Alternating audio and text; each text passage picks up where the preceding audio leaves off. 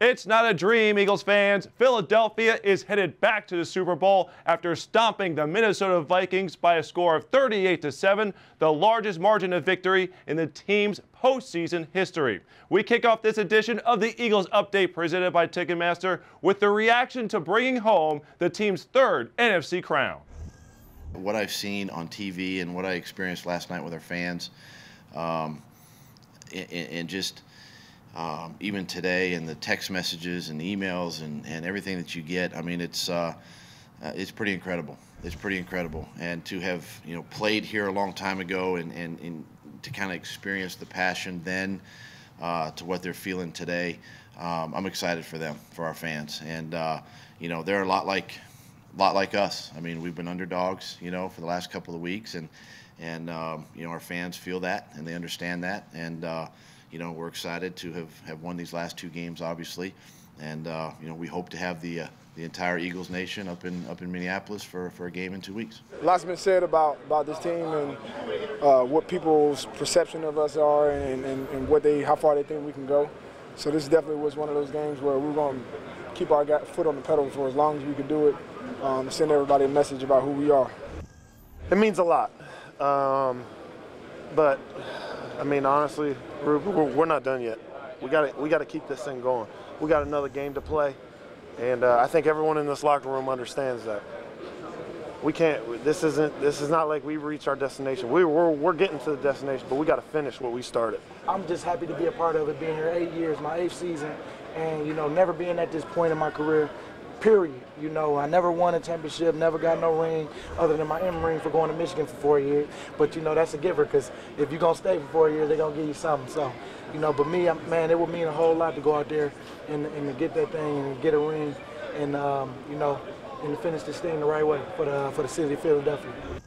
After moving the ball 60 yards in just 4 plays to kick a field goal before halftime, the Eagles put the game away on the opening drive of the second half with a 41-yard touchdown throw from Nick Foles to Torrey Smith on a flea flicker. Foles admitted he had a hard time keeping a poker face when he heard the play call. I don't know if I've ever run a flea flicker. So it was my first time, so I just tried not to smile, because, I mean, anytime you're a quarterback and you can do a little play like that, I mean, it's pretty exciting. And sometimes they go really bad. So I'm just glad it worked, and we were able to get a touchdown out of it. Coach Peterson has some tricks up his sleeve, but we practiced it a few times, and it's always different in practice than it is in games. Just kind of had a good feel for it, and Foles threw the ball where my ball and no one else's, so it was a great throw by him. Foles was simply brilliant, throwing for 352 yards, 3 touchdowns, and compiling a 141.4 quarterback rating. That came due in large part to the performance by the offensive line, who as a group played its best game of the season against the league's top-ranked defense. All the way across the board, from Lane to Big V. I mean, these guys, I think this is the best they've played as a unit.